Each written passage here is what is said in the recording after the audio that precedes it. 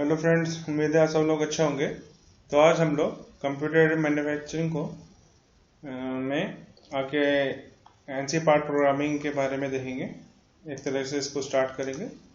तो NC part programming के को करने से पहले मैं आपको थोड़ा सा एक तरीके से दिखाना चाह रहा हूँ, बताना चाह रहा हूँ कि किस तरह से हम लोग एनसी, अगर आपको एनसी मशीन में पार्ट प्रोग्रामिंग करनी है, यानी इन द सेंस कि आपको एनसी मशीन को चलाना है, तो आप कैसे कैसे उसको क्या क्या चीज़ें करते हैं उसमें, ताकि ताकि वो जो है आप एनसी मशीन को एक तरह से चला पाए। तो बेसिकली न्यूमेरिकल कंट्रोल प्रोसीजर को देखेंगे किस तरह से हम लोग ये बेसिकली ये स्टेप्स हैं जिनके थ्रू आप जो है जनरली ये स्टेप्स अपनाए जाते हैं, ताकि इनके थ्रू जो है आप एनसी पार्ट प्रोग्रामिंग करें और जो एनसी मशीन है उसको चला पाएं। ठीक है। तो बेसिकली इसमें सबसे पहले चीज है preparation of NC coordinate drawing. इस वाले स्टेप में हम लोग जो है सबसे पहले क्या करते हैं, जो आपके जो शॉप फ्लोर ड्राइंग है, यानी जो आपकी जो इंजीनियरिंग ड्राइंग है या फिर जो मशीन्स की कंपोनेंट्स की ड्राइंग है जो आप शॉप फ्लोर पे आपको मिलेगी, जिसको ब्लूप्रिंट भी बोलते हैं एक तरीके से, उसको जो है आप एक एनसी कोऑर्डिनेट ड्राइंग में कन्वर्ट कर रहे हैं। In the sense NC coordinate drawing में कन्वर्ट करने का मेरा मतलब ये है कि आप जो है उसकी डायमेंशनिंग कर रहे हैं। ठीक है। डायमेंशनिंग इन द सेंस कि वो जो है एब्सोल्यूट कोऑर्डिनेट सिस्टम में आप कंपोनेंट को बनाने जा रहे हैं या फिर इंक्रीमेंटल में बनाने जा रहे हैं। ठीक है। या फिर फिक्स जीरो के साथ बनाने जा रहे हैं, या फिर फ्लोटिंग जीरो के साथ जब बनाने जा रहे हैं। ठीक। तो ये डिसीजन जो है आप सबसे पहले इसमें लेंगे, और जो है आपकी जो शॉप फ्लोर ड्राइंग है उसको एनसी मशीन, जो कि एक तरह के कोऑर्डिनेट सिस्टम ही होगा, लेकिन वो किस बेस पे होगा, इंक्रीमेंटल है कि एब्सोल्यूट है, इस तरह की आप ड्राइंग में आप उसको कन्वर्ट कर रहे हैं। ठीक। उसके बाद इसमें जो है नेक्स्ट स्टेप में हम लोग जब आप जो है ड्राइंग वगैरह तैयार कर लेंगे, उसके बाद हम लोग नेक्स्ट स्टेप में प्रोसेस प्लानिंग वाले स्टेप में जाएंगे। प्रोसेस प्लानिंग में बेसिकली आप ये डिसाइड करने की कोशिश करते हैं कि जो आपका वर्क पीस है वो कौन कौन सी मशीन से रूट करेगा, यानी वो कौन कौन सी मशीन के थ्रू जो है पास करेगा, और सेकंड ये है कि उसका सीक्वेंस क्या रहने वाला। ठीक है। तो बेसिकली कौन कौन सी मशीन रहेंगी और वो कौन से सीक्वेंस में जो है आप जो है वर्क पीस को पास करेंगे, ये जो है प्रोसेस प्लानिंग में रहेंगे। प्रोसेस को प्लान करने की कोशिश करें। इसका जो जब आपके प्रोसेस प्लानिंग स्टेप खत्म हो जाता है, उसके बाद हम लोग पार्ट प्रोग्रामिंग वाले स्टेप में आते हैं। तो इसमें बेसिकली आप जो है एनसी जो मेन जो एनसी वर्ड्स हैं जो डिसाइड करते हैं कि इसमें जो जीएम कोड है, और इसका जीएम कोड कौन से यूज़ करेंगे आप जो है, इसके अलावा फीड रेट वगैरह कितना रखना है, ये सब जो डिसाइड करते हैं और पार्ट प्रोग्रामिंग करते हैं। और उस पार्ट प्रोग्रामिंग को अगर वो अगर पंच टेप पे पंच करना है तो उसको पंच टेप पे हम लोग उसके बाद जो है पंच करेंगे नेक्स्ट वाले स्टेप में। ओके। तो इस वाले स्टेप में आप जो है एक तरीके से प्रोग्राम बना लेते हैं कि मुझे प्रोग्राम की इस तरह से लिखना होगा पंच टेप के अंदर। अगर वो पंच टेप के अलावा किसी दूसरे मीडियम के थ्रू यूज होनी है तो वो दूसरे मीडियम के थ्रू होगी। ठीक है। तो बेसिकली पार्ट प्रोग्रामिंग वाले स्टेप में आप जो है ये डिसाइड कर लेंगे आपको कौन कौन से एनसी वर्ड्स का यूज करना है और कौन कौन से पैरामीटर किस हिसाब से आपको यूज करना है। वो आप जो है एक तरीके से आइडिया बना के रख लेंगे। इसके बाद नेक्स्ट स्टेप में हम लोग जो है जो भी आपने पार्ट प्रोग्रामिंग जो भी बनाई है उसको आप जो है एक तरह से पेपर टेप पे, क्योंकि पुराने कन्वेंशनल एनसी मशीन में पेपर टेप का यूज होता था, तो बेसिकली जो है पंच टेप और पेपर टेप में आप जो है उसको पंच कर लेंगे। ठीक है। इट्स डिपेंड्स कि आप जो होल्स जो पेपर टेप में हम पंच करेंगे वो किस तरह के हैं। इस अब या तो आप जो है बाय हैंड उसको कर सकते हैं, या फिर इसके लिए स्पेशल टाइप ऑफ राइटर्स आते हैं, टैली टाइप राइटर्स बोलते हैं उनको, वो जो है इनमें होल्स को पंच करते हैं। ठीक है। तो बेसिकली आपने क्या करा कि पार्ट प्रोग्रामिंग को जो पेपर टेप या और जिसको हम लोग पंच टेप भी बोलते हैं उसमें जो है आपने पंच कर दिया। इसके बाद हम नेक्स्ट स्टेप में क्या कर रहे हैं, अगर ये कन्वेंशनल एनसी मशीन नहीं है, सीएनसी मशीन है, तो you are going directly from this step to next step. Okay, तो आप जो है क्या करेंगे, या तो लैन वायर या फिर पेन ड्राइव या फिर by using anything you are going to transfer the part program to the machine control unit of the NC machine. So in the next step, what we are going to do, we are going to verify the tape for accuracy. In this step, what we are going to do, we go for the dry run. Okay, in dry run, what do you want to do? In dry run, हमें क्या करना चाह रहे हैं हम लोग dry run में, basically जो एनसी मशीन है उसको आप जो है एक बार ऐसे ही चला के देख रहे हैं, यानी मतलब विदाउट एनी वर्क पीस, जो आप जिस पे आपको वर्क करना है उसके बिना चला के देख रहे हैं कि जो ये मैंने पार्ट प्रोग्राम लिखा है वो सही है कि नहीं, उसकी एक्यूरेसी से चेक कर रहे हैं। इसको और एक्यूरेट चेक करने के लिए एक बार जो है खाली एनसी मशीन को रन कर दें, उसके बाद ये कर सकते हैं कि आप जो है टेस्ट मटेरियल ले लें, जैसे कि कोई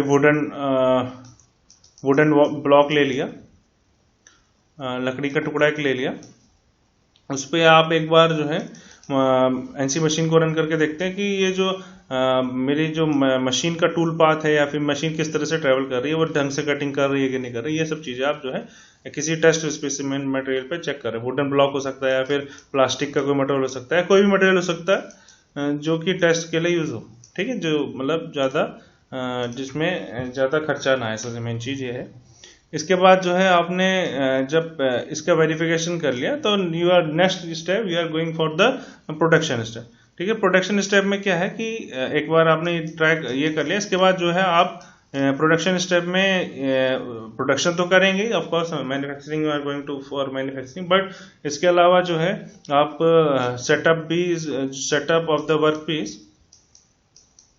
वर्कपीस को सेटअप करने और साथ में टूल को सेटअप करने और समय समय पर इंस्पेक्शन करने के लिए भी ये सारी चीज़ें भी किसमें आएंगी, प्रोडक्शन में आएंगी। ठीक है, तो इसके अलावा भी काफ़ी सारी चीज़ें रहती हैं इंस्पेक्शन प्रोडक्शन वाले इसमें, कि आपको इंस्पेक्शन भी करना है, डिफरेंट जो पैरामीटर्स हैं वो सही चल रहे हैं कि नहीं कर रहे हैं, ये सब चीज़ें इंस्पेक्शन में आ जाएंगी। इसके अलावा टूल को बार बार सेटअप या फिर जो वर्क पीस है उसको मतलब जो है ढंग से सेट करना पड़ेगा मशीन के अंदर, या टूल्स को सेट करना पड़ेगा, ये सारी चीज़ें जो है आपके प्रोडक्शन में आएंगी। तो इस तरह से हम लोगों को ये प्रोसीजर होता है, किसी जनरल प्रोसीजर है ये for working on the NC machine. Okay, तो आप जो है ड्राइंग से स्टार्ट होकर प्रोडक्शन तक जा रहे हैं इसमें। तो हमें बेसिकली किस चीज़ पे कंसंट्रेट करना है कि हमें ये देखना है कि पार्ट प्रोग्रामिंग किस तरीके से हम लोग करते हैं। ठीक है, ये it is our matter of concern in this case और in this lecture for few time. तो इसके बाद तो सबसे पहली बात आती है पार्ट प्रोग्रामिंग होते क्या। तो बेसिकली जो एलिमेंट्स ऑफ एनसी मशीन है उसमें सबसे पहले पार्ट प्रोग्राम है, दूसरा मशीन कंट्रोल यूनिट है, third one is your machine tool. So part programme is your first step, first element of the NC machine system. It is basically the sequence of the instruction, मतलब ये sequence of the instruction है, मतलब जो आपको जो instruction आपको देने हैं, यानी जो कमांड्स वगैरह देनी है कि मशीन टूल को इसके बाद इस जगह पे जाना है, इस जगह पे जाना है, इसको इस तरह से कट करना है, इसका जो सीक्वेंस और स्टेप फॉर्म में अगर आप इसको बताएं तो उसको हम लोग पार्ट प्रोग्राम बोलते हैं। सबसे पहले सीक्वेंस ऑफ स्टेप है तो विच डिस्क्राइब द वर्क, मतलब किस तरह से हमें काम करना है उसको डिस्क्राइब करने के लिए सीक्वेंस ऑफ द इंस्ट्रक्शन को हम लोग पार्ट प्रोग्राम बोलते हैं। इसको पार्ट प्रोग्रामिंग करने के लिए हम इसको यूज करते हैं पार्ट प्रोग्रामर का, मतलब पार्ट प्रोग्रामर वो पर्सन होता है जो पार्ट प्रोग्रामिंग करता है। ठीक है, the person which are going for to do the part programming, it is called part programmer. तो बेसिकली इसके दो अप्रोचेज हैं अगर पार्ट प्रोग्रामिंग की देखें तो there are two approaches. First one is your manual part programming, second one your computer aided part programming. Manual part programming is basically based on low level machine language, low level language। इसका मतलब ये थोड़ा सा comparatively complex होती हैं। On the other hand, computer aided part programming is based on high level language, what you mean by high level और low level language? देखिए, manual part programming generally सबसे पहली बात यह है कि सिंपल कंपोनेंट्स के लिए, जहाँ पे मशीनिंग वगैरह सिंपल होती है, उनके लिए यूज होती है। कंप्यूटर पार्ट प्रोग्रामिंग जो बेसिकली जो है कॉम्प्लेक्स जो है कंपोनेंट बनाने के लिए होते हैं। ठीक है, इसमें जो आप अगर प्रैक्टिकली देखें तो जो आप GN कोड्स पढ़ते हैं, GN कोड्स वगैरह जो कोड्स वगैरह पढ़ते हैं, वो इस चीज में पढ़ेंगे, GN कोड्स। ठीक है, तो इस वजह से जब GN कोड पढ़ेंगे तो वो इस तरह से आएगा। जब आप कंप्यूटर पार्ट प्रोग्रामिंग में देखेंगे तो उसमें हम लोग जो है किसी हाई लेवल लैंग्वेज जैसे APT, automatic programming tool language, it is a language, तो बेसिकली इसके जो प्रोग्रामिंग का तरीका है, यानी जो आप इसमें कमांड देंगे, it is very similar to your English language. ठीक है, तो आप जब इसको हम लोग आगे देखेंगे तो आपको ये लगेगा कि it is comparatively easy to program in APT और in computer aided part programming because it is more like your English words. Okay, जबकि manual part programming is complex और लो लेवल लैंग्वेज पे, जिसमें देखिए एक तरह से ये चीज समझिए कि मशीन कंट्रोल यूनिट को आपको इंफॉर्मेशन देनी है। ठीक है, और पार्ट प्रोग्राम आपके इंसर्ट कराना है मशीन कंट्रोल यूनिट। ठीक है, इन case of manual part programming what जो है आप जो पार्ट प्रोग्रामिंग दे रहे हैं वो काफी हद तक क्लोज है जो मशीन कंट्रोल यूनिट, यानी जो यहाँ पे कंप्यूटर लगा है या फिर जो भी सिस्टम लगा है, वो उसको समझने के लिए। ठीक है, तो it is much complex. In case of computer aided part programming, जो पार्ट प्रोग्रामिंग आप इंसर्ट कर रहे हैं वो उसको जो है कंप्यूटर के मदद से हम लोग दोबारा से एक बार को मशीन कंट्रोल यूनिट में कन्वर्ट करें। तो इस तरह से ये हो रहा है कि आप जो पार्ट प्रोग्रामिंग कर रहे हैं, कंप्यूटर पार्ट प्रोग्रामिंग है, वो जो है कंपैरेटिवली सिंपल होगी as compare to your manual part programming. Okay, तो जो कॉम्प्लेक्स तरह के हैं, जैसे आपने अगर किसी मिलिंग करना चाह रहे हैं और वो उसमें भी कंटूरिंग करना चाह रहे हैं, यानी कॉम्प्लेक्स शेप बनाना चाह रहे हैं, तो उसके लिए आप it is very complex to use the manual, मतलब इसको अगर मैनुअल पार्ट प्रोग्रामिंग करेंगे तो वो काफ़ी कॉम्प्लेक्स जाएगा। मैनुअल पार्ट प्रोग्रामिंग इजली अगर आप देखें तो आप इजली ड्रिलिंग वाले जो ऑपरेशंस होते हैं, जो काफ़ी कंपेरेटिवली मिलिंग ऑपरेशन से काफ़ी ईजी रहते हैं, उनको आप प्रिफर करेंगे। ऐसा नहीं है कि ऐसा मैनुअल पार्ट प्रोग्रामिंग में वो सब होते नहीं, it is going to happen, but it is a tedious task in case of manual, मतलब आपको मैनुअली चीजें करनी पड़ेंगी। In case of computer aided part programming जो आप कमांड दे रहे हैं वो इंग्लिश लैंग्वेज टाइप के वर्ड्स में करेंगे, लेकिन वो जो है कंप्यूटर जो है उनको मशीन कंट्रोल यूनिट लैंग्वेज में, या फिर जो मशीन कंट्रोल यूनिट है, इसलिए जो उसके जो कंपेटेबल कमांड्स है उसमें वो अपने आप ही कन्वर्ट कर रहा है। तो कंप्यूटर असिस्ट कर रहा है एक तरीके से आपको पार्ट प्रोग्रामिंग के लिए। ठीक है, तो दीज आर द, तो सबसे पहले हम लोग दोनों को हमारे सिलेबस में ये बहुत टाइप ऑफ प्रोग्रामिंग है, तो सबसे पहले हम मैनुअल पार्ट प्रोग्रामिंग के बारे में देखेंगे। तो उससे पहले मैनुअल पार्ट प्रोग्रामिंग में आप जब एनसी वर्ड्स की बात करते हैं तो बेसिकली देखिए एनसी वर्ड्स को हम लोग काफ़ी डिटेल में आगे देखेंगे भी, बट उससे पहले मैं आपको एक तरह के स्ट्रक्चर बता देना चाहता हूँ कि जब आप प्रोग्राम लिखते हैं वो किस तरह से रहता है। ठीक है, तो उसमें कुछ इस तरह से आप देखेंगे, इसमें इसके आगे NG XYZ FM ST EOB L इस तरह से कुछ लिखेंगे आप लोग। ठीक है, जब मतलब मैं अभी प्रोग्राम नहीं कर रहा हूँ, बट मैं आपको एक जनरल आइडिया दे रहा हूँ कि किस तरह से चीज़ें आगे हमें देखनी है। तो जो N है उसको हम लोग सीक्वेंस नंबर और ब्लॉक नंबर बोलते हैं। बेसिकली ये क्या बताता है कि जैसे आपने पहली कमांड लिखी तो that will be first block, तो आप लिखेंगे N01, या फिर इसको ऐसे भी लिख सकते हैं N010, या फिर ऐसे भी लिख सकते हैं N10। ठीक है, कुछ भी लिख सकते हैं। तो मैं एक तरीका यूज करता हूँ, N01 सपोज करिए आपने लिखा है पहले वाले ब्लॉक को, यानी पहले वाले में आप पूरी कमांड लिखेंगे, N के आगे G कोड लिखेंगे, XYZ लिखेंगे, जो फीड रेट जो सारी कमांड्स लेंगे। उसके बाद फिर N0 नेक्स्ट वाला जो स्टेप है उसमें N02 लिखेंगे। तो बेसिकली ये क्या बता रहा है, सीक्वेंस नंबर, जैसे आपका सीरियल नंबर होता है वैसे ही इसको N वर्ड्स को हम लोग ब्लॉक नंबर और सीक्वेंस नंबर भी बोलते हैं। तो बेसिकली एक तरह से सीरियल नंबर दिखा रहा है कि इसके बाद ये कमांड, इसके बाद ये कमांड, इसके बाद ये कमांड, इसके बाद ये कमांड। ठीक, जी कोड्स को हम लोग प्रिपरेटरी फंक्शंस बोलते हैं। इसके बारे में हम लोग काफ़ी डिटेल में आगे देखेंगे। बेसिकली इसमें जी वर्ड्स होते हैं, almost 100 types of G words होते हैं। आपको सारे के सारे याद करने की जरूरत नहीं है। और एक चीज़ मैं थोड़ा सा क्लियर कर दूं कि जी कोड्स और जो एम कोड्स हैं वो basically machine to machine vary करते हैं काफ़ी ज़्यादा, ठीक है। तो आपको ये बहुत ज़्यादा टेंशन लेने की जरूरत नहीं है कि क्या कहते हैं, या this code is for this one but in other book you are going to see the other type codes, ठीक है। तो ये मशीन टू मशीन वेरी करते हैं, but some codes are very specific. For example, if you are doing linear interpolation, so almost in all machines that for that G code will be G01, okay. तो linear interpolation के लिए almost सारी machine में linear interpolation के लिए G01 use करता है, ठीक।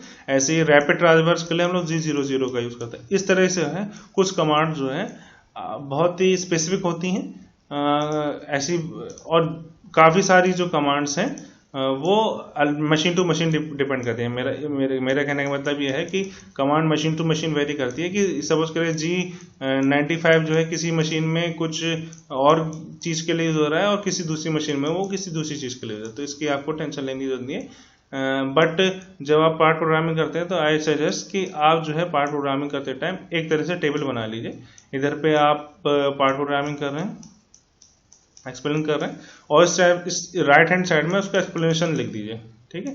तो it is easy to understand कि आप बताना क्या चाह रहे हैं, ठीक है। तो आपने यहाँ पे लेफ्ट हैंड साइड में आपने पार्ट प्रोग्रामिंग करी, so right hand side you will write the what you want to do, ठीक है। और मतलब कोशिश करिए कि जो है आपका जो कोड्स जो हैं वो आप मतलब सही लिखें। ऐसा नहीं कि कहीं से भी कुछ भी किसी भी तरह से आपको उठा के रख दिया। बट ये है कि G codes and M codes are going to vary. G codes को प्रिपरेटरी फंक्शंस भी बोलते हैं। इसके अलावा हमारे पास और है एक्स वाई जेड, ये जो है कोऑर्डिनेट सिस्टम को दिखाते हैं। इसके आगे आप जो है डायमेंशन लिखेंगे बेसिकली कि एक्स डायरेक्शन में इतना, वाई डायरेक्शन में, जेड डायरेक्शन में इतना। इसके अलावा जो है एफ जो है आपका फीड रेट डिफाइन करने के लिए, इसके ये फर्स्ट लाइन ऑफ कमांड में जनरली यूज करते हैं।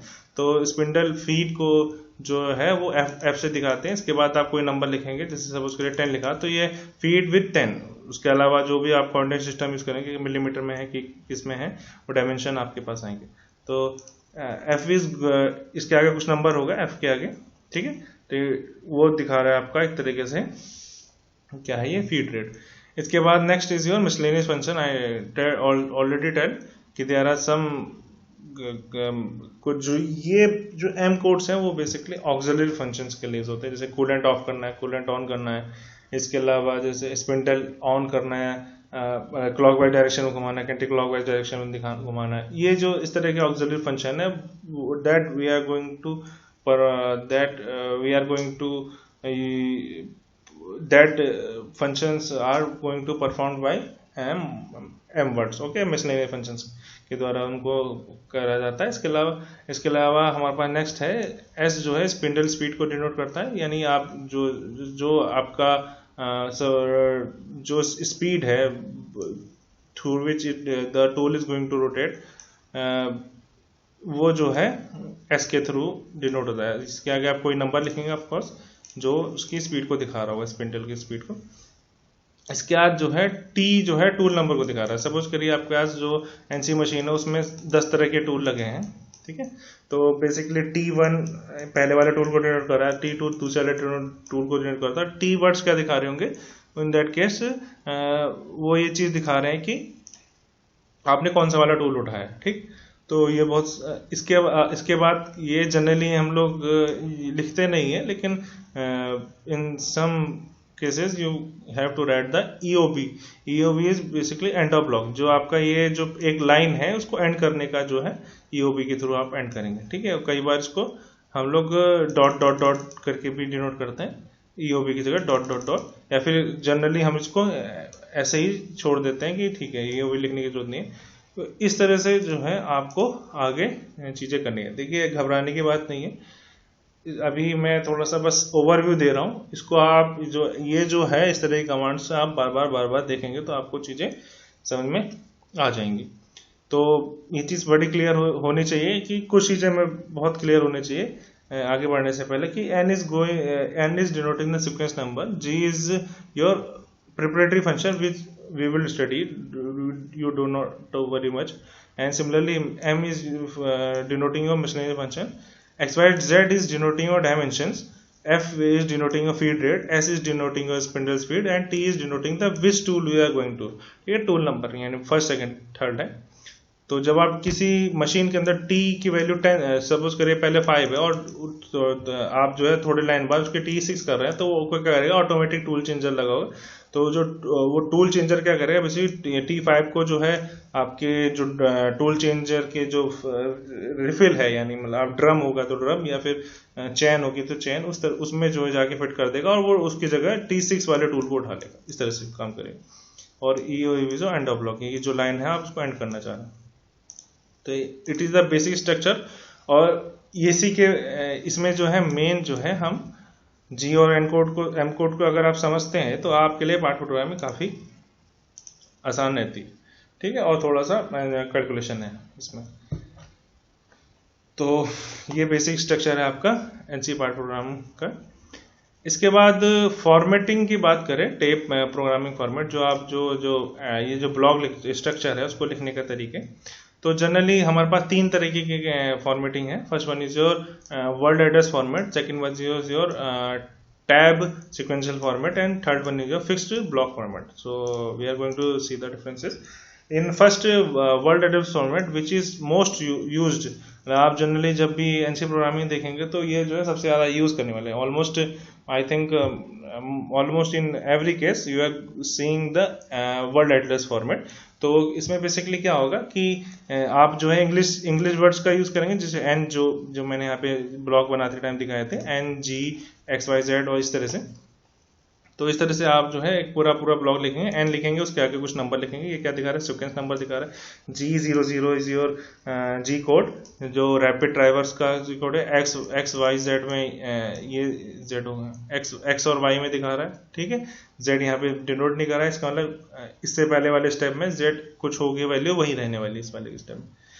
एफ जो है फीड रेट दिखा रहा है, एस जो है स्पेंडल स्पीड दिखा रहा है, T03 is your third number tool, and M09 is your miscellaneous function.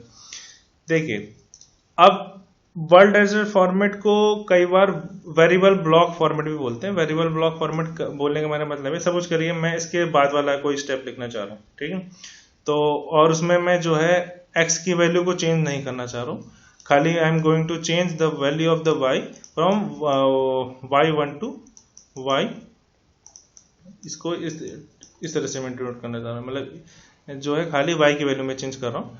तो मैं अगले ब्लॉक में इस तरह से लिख सकता हूँ, N30 जी कोड को लिखने की जरूरत नहीं है अगर मुझे रैपिड ड्राइवर्स को चेंज नहीं करना है, और एक्स को लिखने की जरूरत नहीं है, ठीक है। तो मैं I am only going to write G Y 0.200, okay. Neither अगर फीड रेट चेंज नहीं होता, फीड रेट लिखने की जरूरत नहीं है, स्पिंडल स्पीड चेंज नहीं कर रहे तो स्पिंडल स्पीड लिखने की जरूरत है, टूल चेंज नहीं कर रहे टूल लिखने की जरूरत है, कोई किसी तरह के ऑक्सिलरी फंक्शन के, तो बस आपको इतने से कमांड लिखना है और आपके सारी चीजें जो ऊपर की है वो नीचे आप जो है उसको मान सकते हैं, ठीक है। इस तरह से जो है वर्ड एड्रेस फॉर्मेट में काम होता है। इसी वजह से है कि वेरिएबल ब्लॉक फॉर्मेट इसको इसी वजह से बोलते हैं, क्योंकि जो साइज है आपके ब्लॉक का वो इट इज गोइंग टू में वेरी, ठीक है, कि जो हमने y को यूज नहीं करा, ठीक है, या फिर हमने जो कमांड पिछले वाले में थी उसको यूज नहीं करा, तो ये जो है मतलब साइज वेरी करता रहता है ब्लॉक्स का। ये फर्स्ट ब्लॉक है आपका, ठीक है, फिर ऐसे दूसरा ब्लॉक लिखेंगे, फिर थर्ड ब्लॉक लिखेंगे, ऐसे इस तरह से आप प्रोग्रामिंग करेंगे तो साइज वेरी कर सकता है। तो इसको है वर्ड एड्रेस फॉर्मेट है। इसमें आप मेन फीचर्स क्या क्या है, इसमें मेन फीचर ये है कि आप जो है इसमें ये जो वर्ड्स हैं N G X Y Z ये सबका यूज कर रहे हैं, यानी बाकायदा इनको लिख रहे हैं, ठीक। आपको इस चीज को आप अप्रिशिएट करेंगे जब आप टैब सीक्वेंशियल फॉर्मेट और फिक्स ब्लॉक फॉर्मेट को समझेंगे। Next is your tab sequential format. अगर मुझे सोचिए कि ये जो आपने कमांड लिखी है ये सेम जो है मुझे टैब सीक्वेंशियल फॉर्मेट में लिखनी हो तो वो कुछ इस तरह से लिखेंगे। ये N20 लिखना था तो मैं I am writing N20 okay, and G00 लिखना है मुझे, ठीक है। तो मैं यहाँ पे 00 लिखूंगा। ये इनमें वर्ड्स का यूज नहीं कर रहे हैं, और एक तरीके से जो टैब का यूज कर रहे हैं, टैब की होती है उसको प्रेस कर दे रहे हैं खाली यहाँ पे इस तरह से, ठीक है। ये जो है टैब, ये जो एरो है वो टैब दिखा रहा है इस वाले उसमें। तो बेसिकली आप क्या कर रहे हैं, इसमें टैब्स का यूज कर रहे हैं, और इसमें अगर मान लीजिए सपोज करिए एक्स में मुझे चेंज नहीं करना है, ठीक है। तो in that next step there will be N30, और जो ये आपको टैब लगाना ही पड़ेगा, ठीक है। अगर एक्स में कोई चेंज नहीं है, सपोज करिए यहाँ पे कोई चेंज नहीं है, in that case also it is in this position you going for the tab, and there will be some blank space, वहां पे आप कुछ नहीं लिखेंगे, फिर नेक्स्ट टैब दबा के तब y की वैल्यू चेंज करनी है। तो अगर वो करनी है तो आप उस तरह से करेंगे, बात ठीक है। मतलब मेरा कहने का मतलब है, सपोज करिए देखिए फर्स्ट सेकंड थर्ड पोजीशन पे x डिनोट कर रहा है, और आप x की वैल्यू चेंज नहीं करना चाह रहे, तो what how we are going to write, you put the tab here, और आप उस जगह को ब्लैंक छोड़ देंगे। उसके बाद नेक्स्ट जो है y में वैल्यू चेंज करनी है, सपोज करिए 0.200 लिखनी है, तो आप टैब दबाएंगे 0.200 आप लिखेंगे, ठीक है। तो मतलब जो सीक्वेंस, मतलब आप ऐसा नहीं कर सकते कि इस x वाले को इधर रख ले, y वाले को ऐसे लिख ले, या फिर जो फीड है उसको स्पीड की जगह रख ले, स्पीड को फीड की जगह रख ले, ऐसा नहीं कर सकते इन case of tab sequencer format. जबकि वर्ड एड्रेस फॉर्मेट आप इसमें ऐसा कर सकते हैं, ठीक है, क्योंकि y जो है डिनोट कर रहा है कि ये इससे रिलेशन है, फीड का f से रिलेशन, इस तरह से। जबकि टैब सीक्वेंसर फॉर्मेट में आपको एक सीक्वेंस मेंटेन रखना पड़ेगा, even if there is no change, तो आपको तब भी टैब को लगाना ही पड़ेगा, ठीक। इसके अलावा जो है हमारे पास एक और फॉर्मेट है जिसको हम लोग बोलते हैं fix block format. Fix block format में ना ही किसी तरह के वर्ड का यूज होता है, NG इस तरह के कोई वर्ड का यूज नहीं होगा, साथ में ना ही टैब का यूज होता है। बेसिकली इसमें क्या होगा, सबसे पहली बात कि सीक्वेंस जो है आपका नंबर्स का फिक्स रहेगा, जैसे टैब सीक्वेंशियल फॉर्मेट में रहता है कि आपको पहले G लिखना है, तो G की जो कमांड N की जो कमांड है वो N की कमांड को सीक्वेंस नंबर को लिखना है, उसका G क्या है G00 लिखना है, तो वो G00 लिखना है। ये ऐसा नहीं कर सकते कि उसको आगे पीछे कर दिए, ठीक है, यानी इसकी ये पोजीशन इसकी ये पोजीशन नहीं करती, सबसे पहली बात, जो कि आपका टैब सीक्वेंशियल फॉर्मेट में था, ठीक है। साथ ही में जो साइज ऑफ द नंबर्स हैं, क्योंकि इस वाले केस में ना आप टैब लगा रहे हैं between the two codes numbers, तो इसकी वजह से आपको जो साइज है, सपोज करिए आपने यहाँ पे इसमें फॉर्मेट में है कि ये जो है 2 ही नंबर का, 2 ही डिजिट का होगा, तो it's going for only 2 he only, ठीक है। इवन दो कि अगर इसमें आपको सपोज करिए कि किसी वजह से आपको इसमें यहाँ पे 0.1 लिखना है, in that case also you have to write this much size, मतलब 1.200 लिखना पड़ेगा। जबकि टैब सीक्वेंसर फॉर्मेट में आप चेंज कर सकते हैं, यहाँ पे अगर 0.1 लिखना था, आप यहाँ पे 0.1 लिख के सीधे टैब दबा दीजिए, ठीक है। और वर्ड एड्रेस फॉर्मेट में और इजी है कि आप यहाँ पे 0.1 लिखिए या फिर 00 लिखिए, उसके लिए वो चीज़ें सबकी सेम है। तो जो साइज है वो नंबर का वो भी पहले से ही फिक्स रहेगा कि इतने बड़े साइज को ही आपको फिक्स ब्लॉक फॉर्मेट में रखना है। तो ये बेसिक 3 तरह के फॉर्मेट्स होते हैं।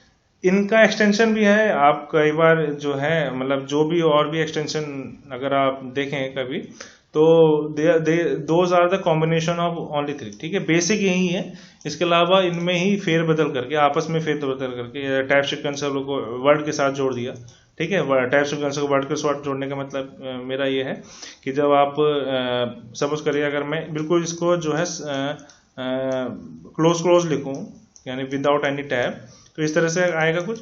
और टैब सीक्वेंशियल में क्या है कि आप टैब बटन दबाते हैं, ठीक है। तो world address with tab sequential को करेंगे, तो in that case N20 there will be some space and G00, इस तरह से tab you have put in the tab here, okay. तो इस तरह से हम लोग करते हैं। तो बेसिक यही है कि 3 तरह के होते हैं, और इनका कॉम्बिनेशन बना के हम लोग थोड़े से और टैब बना सकते हैं, ठीक है। तो I think today we are going to end this lecture. These are some of the references which I used to make this presentation, and thank you.